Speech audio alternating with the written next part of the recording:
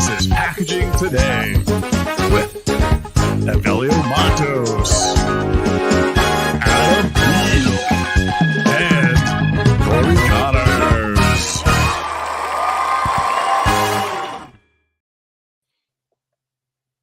Yeah, what's up, everybody? How's it going? We got Monday, October 9th. We got my buddy Corey Connors at Corrugated.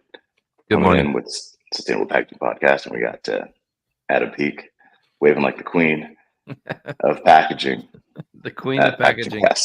Adam I've been called that before. And we have Mr. Matos. Evelio Matos from Packaging Unboxed. Packaging Unboxed on TikToks and YouTubes and all that good stuff. So let us know where you're checking this out from. We always love to see where you guys are coming. I am on a cruise. You can see this boat is kind of, not the stablest. He's not. Editor's note: Evelio is not on a cruise. Charlie's supposed to do like special effects, but it didn't work. Damn Charlie. Stupid Charlie. We should fire him. So we should send an email to Charlie. We got Mohammed coming in. How's it going, Mohammed? We got our buddy. We got one of the Brandons. Happy Canadian Thanksgiving. Ooh, that's right. What do you guys have? Like, do you guys eat turkey? Holidays, Brandon, just to take the day off. What do you guys do, Brandon? Do you guys do turkey and maple syrup? Yep. Maple syrup turkey. We got the other Brandon coming in. Hey, Nashville. Sweet. It's all the poutine you can eat. There you go. And that's not that's not like a gross joke. That's an actual food, by the way. Hey, Fred. Yeah, Fred. That was fun. Yeah, so you went down, you visited Fred, you saw his insane space. Incredible collection. Beautiful. I can't wait to see it as a full museum someday. Really going to be amazing. Packaging museum in the works there in Chicago with Fred Richards. Awesome opportunity. Crazy. Hey, so we've got people obviously that come in from all over the world. Yes, Hugh, Charlie is still barely hanging on. He just has photos. He has photos of people. Mikey. So yeah, it's always so cool to have people come on from all over the place. I know, kind of in light of what's happening over in Israel. I've had quite a few guests on from Israel, and clearly the three of us don't have all the answers to political, environmental unrest. We hardly have answers to recycling. Right. But we just wanted to make mention of the fact that we, I actually was thinking about it a lot this morning because I have a guest that's scheduled to come on from TIPA. We actually talked a lot about, she lives outside of Tel Aviv. We talked a lot about compostable, flexible packaging and things like that, but also her background in the Israeli Navy. And so I've been trying to figure out, kind of the sensitivity around launching that episode, but just we're our prayers are just with peaceful resolution in the area. Like I said, we don't have all the answers, but anyway, just wanted to make mention of that. Important to mention it. Thank you, Adam. Yeah. For sure. Awesome. So we got. Oh, hey, John Garrison. What's up, John? Hey, John. John and I used to work together at the label company that shall not be named. No, I'm just kidding. We work together at WS Packaging. I think he's still with MCC. Great dude. So, what do you got going on? What was the last thing you did, Corey? Oh, you mean like had breakfast, or you mean packaging related? Yes, I went to EPAC in Chicago, and it was awesome. It's a Smithers research event, and Brittany Olshan put together an awesome show. Great speakers.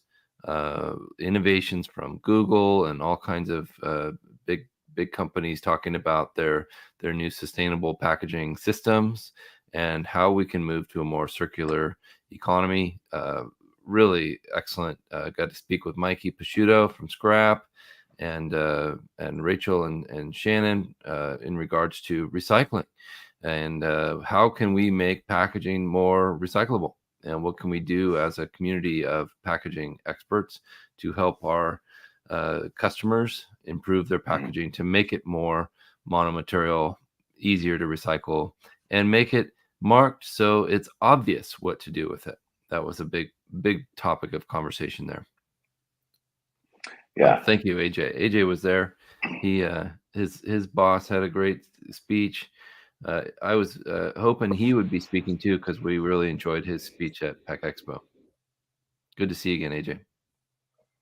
Yeah, AJ's pretty cool. We got to meet him over in Vegas as well, 3 of us. We got Frank coming in. Hey, Frank. I think Frank said to be on my podcast. I think we need to have you on. And yeah, everybody likes Mr. Prosciutto. Yeah. So then I was over in Monaco. I did LuxPack. We did live from there last week. I think the biggest takeaway for me there was when you go to these conferences, you see a lot of the same stuff, right? And when you talk to people and you ask them, like, why are you here? Like, why are you coming to this conference? The biggest response is always because of the networking. Yeah. You know, because of being able to see your clients, being able to see your suppliers, being able to maybe find that one little piece that you haven't seen before. It's like this discovery that happens. Treasure hunt almost. Yeah. It is. It's pretty rad. You know, having. Hi, Matt. Wow, it's weird echo. Sorry. Wait. Yeah. Like the Morning, queen. Matt. That's all I'm gonna do today. But yeah, no, it was awesome. I saw some pretty cool thing. I did see there was a lot to talk about. Obviously, sustainability, recycling. One of the biggest topics there was e-commerce legislation on void fill. You know, Really? That's a pretty big thing. Yeah. So, and like right after that presentation, then I think the day after, the Philippines are pushing to pass a law that'll require that they're already passing a law on e-commerce. They're trying to put this amount of void fill legislation into that law so that it just passes quickly. Because you get like one product that's this big and then you're getting a box that's like gigantic, like to try to avoid that. Love that. Tell us about your speech. You spoke about AI, right? I did, man. But like before that, I think that the thing about this is it's easy to pass a law on the amount of space in e-com, but to execute it is like it's not easy. Yeah. How do you enforce it? Right. Yeah, that's the problem, right? If you've got products that are this big, you can't have packaging that's that big, right? And it's like we need a little bit more thought and more communication with the packaging industry.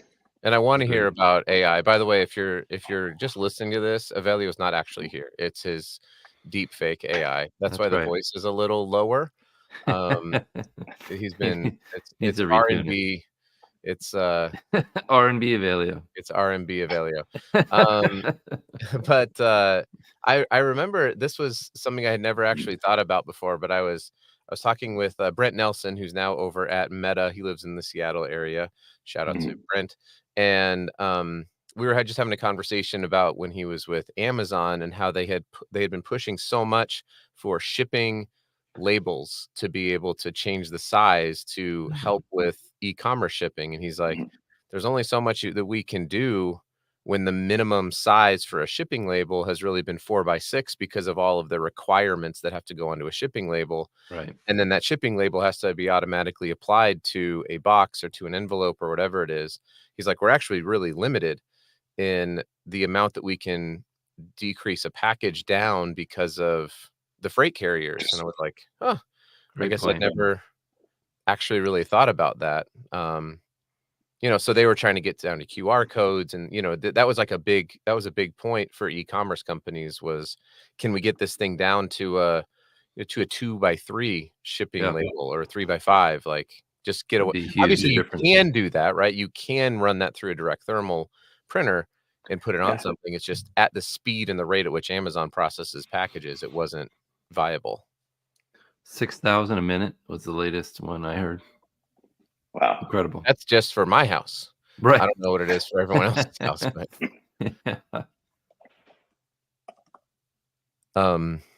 great comment by Mikey. Yeah. And also Matt Reddington, I will be in Atlanta next week. I'd love to chat about that. Oh, Mikey's comment is so big it covers over my podcast. Everybody, while you're reading Mikey's comment, because he's just trying to come in here. Remember, I host the Avelio did that on purpose. podcast. Oh, there it is. Back. Yeah, You have Matt, two nice. shows coming up. Oh, go ahead, Avelio. No, go for it, dude. What do you got going coming up, Adam? Yeah, I'll be in Atlanta next week. I think it's next week. Yeah, next week. For Printing United. I'm going to be speaking about. I'm actually getting pretty far out of my comfort zone on this particular panel discussion. It's on conductive ink and RFID. So conductive ink printing. So Myers, Wow. we actually have a whole room that takes like conductive silver inks and lays out and creates like circuitry. Wow. Lasers. Sharks with laser beams on their heads are in the room.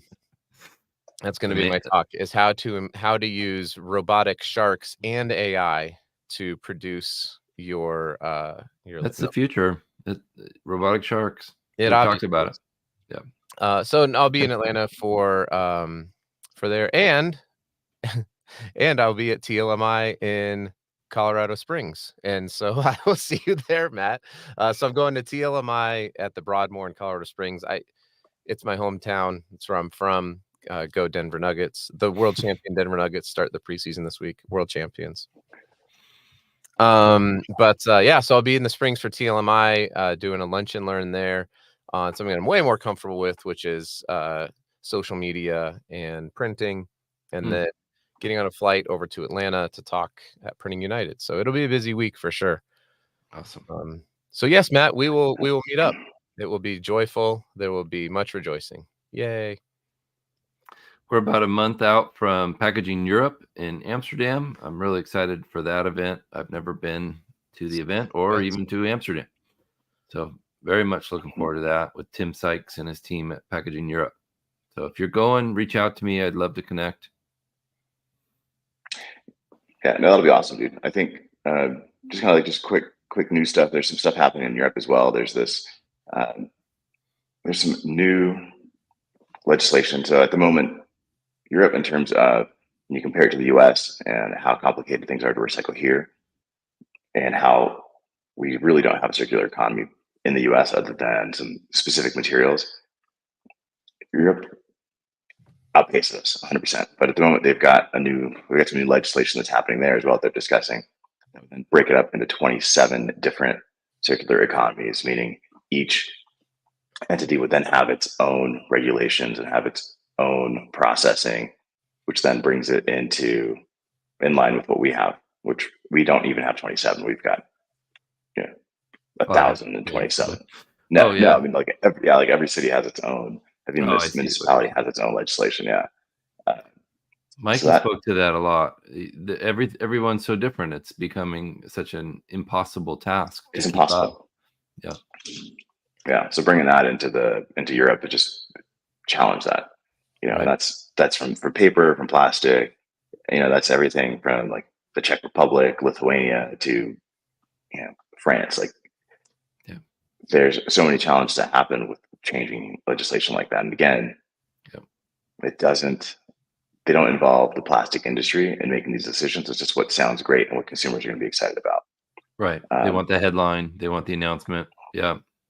Yeah. We're doing something, but really they're not moving anybody forward. I think it's important for people to remember whenever there's legislation or whenever there's a law passed, there's oftentimes a requirement for that law. We already talked about this at the beginning, but that law has to be enforced, and somebody has to enforce it, or some group of people. I remember I used to have a house that we were trying to do an Airbnb with, or we did Airbnb with here in Utah, and I called the county and I was like, "Hey, there's no like zoning. What do I do with this?" And they were like, "Well, it's illegal." I was like, "Oh, gosh, okay." And then she literally says to me, "But nobody enforces it." I'm like, "What?" She's like, "We don't really know what to do with Airbnb. So it's illegal. You can't do it. But there's nobody to do anything about it. We don't have any penalties for it." I was like, "So you're saying there's a chance?" She's like, "Just tell your guests to not be rowdy and the police won't show. I was like, oh my gosh, that was so. You know, it's like sometimes people put things in the books, right? Like Right. they create laws, but then if there's nobody there to do anything, if there's no teeth to the law, then they don't stick. And I think that's the biggest thing that we have right now with recycling laws, with EPR laws. Yeah. Is can we bring in all of the stakeholders, including industry, Mhm. into the mix? Like even, you know, I know TLMI has people that we're very focused in the label industry on how do we participate in the creation of law in Right. states and in the US, right? So bringing all the stakeholders together to have a reasonable and viable discussion to come up with something that is actually executable, that everyone can be, maybe not everyone's excited about, because compromise is always going to require that people give things up, but that can at least keep moving us forward. Right. So that's interesting. So you said Evelio over in the EU that they are, I was trying to follow it, right? So you said they're Yeah. trying to distill this down to like 27 different regional. Yes, at the moment, like most laws kind of cover the overall region. So what's recycled in one place, technically recycled in another place, and they're trying to keep things together. But now there's an opportunity for them to break it up into individual circular economies. So then each one would then create their own legislation versus trying to have like one global one.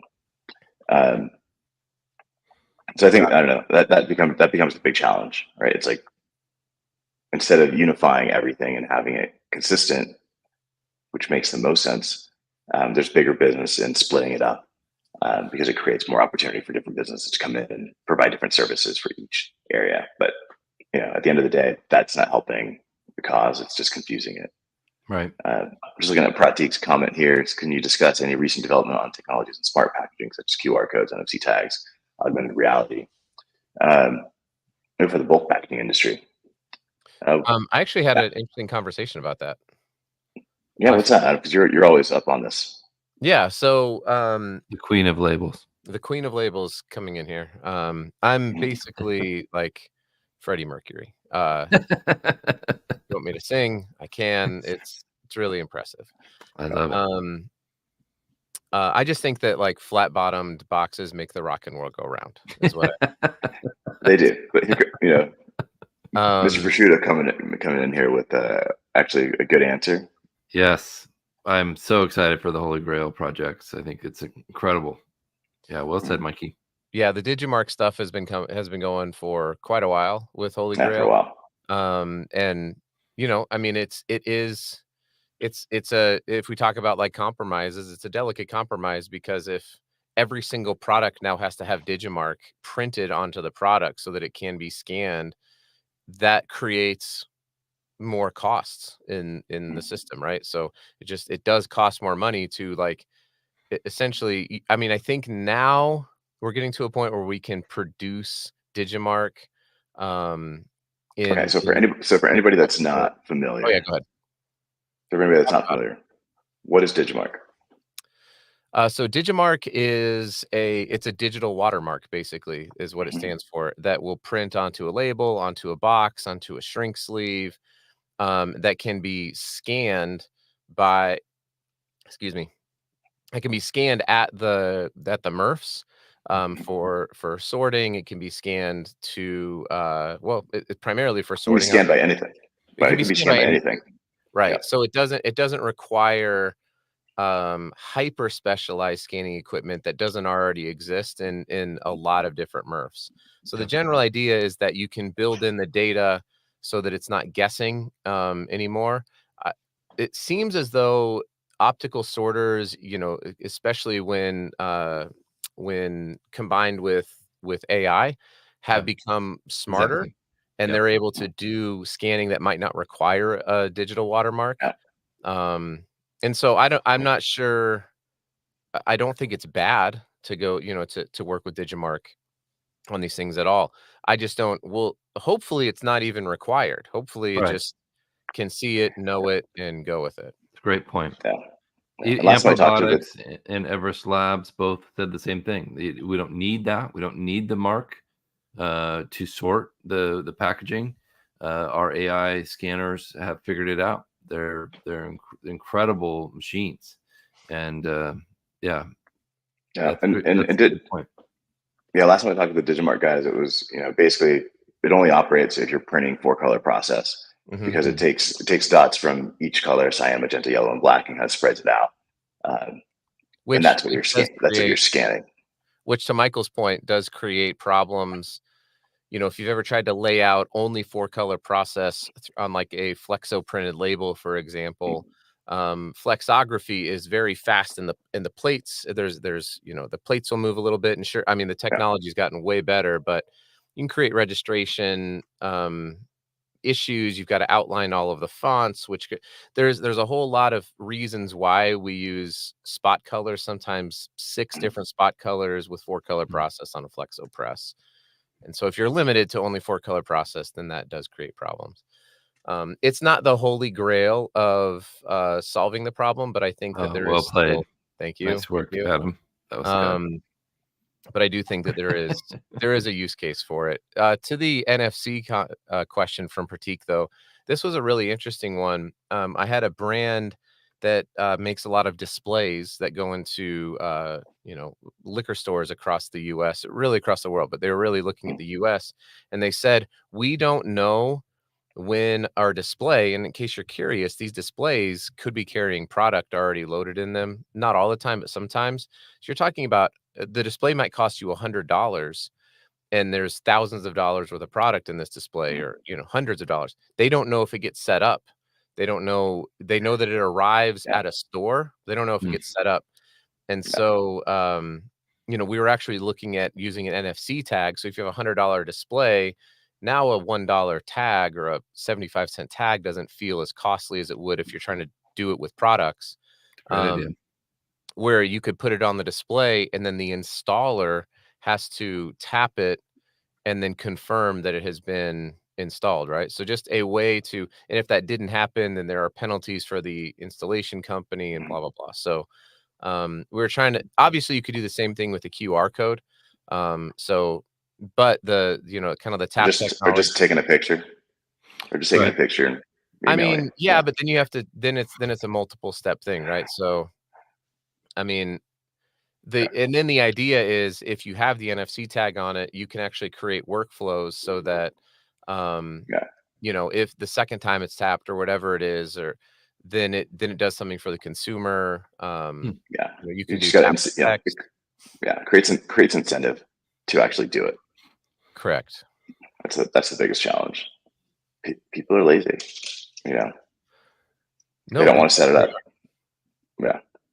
And it's 100%. A bit, I mean, that goes down to recycling and sustainability and on and on and on. It's like, many are the plans of men or something like that. I don't know. There's some quote about that, but it's like, we all can be well-intentioned, but at the end of the day, people are going to make decisions that are like, how can this be done quicker, faster, and easier is going to drive so much. And so if it's hard to recycle something, if it's hard to compost something, if it's easier to throw something away, it's going to get thrown away.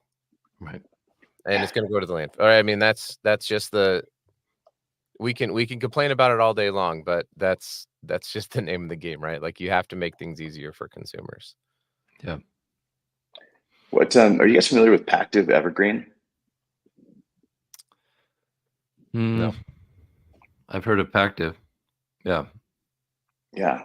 So I'm just reading here. Pactiv.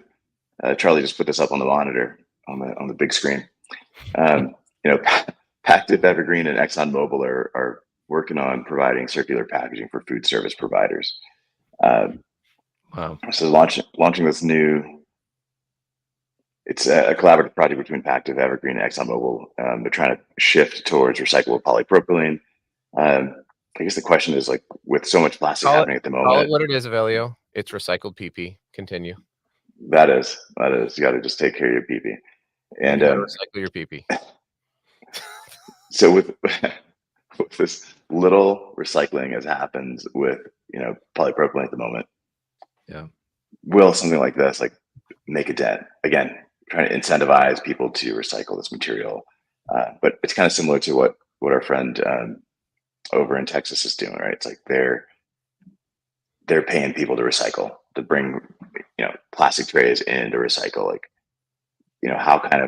how is that impacting recycling in Texas, Corey? Because I know Ed Dominion is you talked to him quite a bit. Yeah, they're making huge progress actually.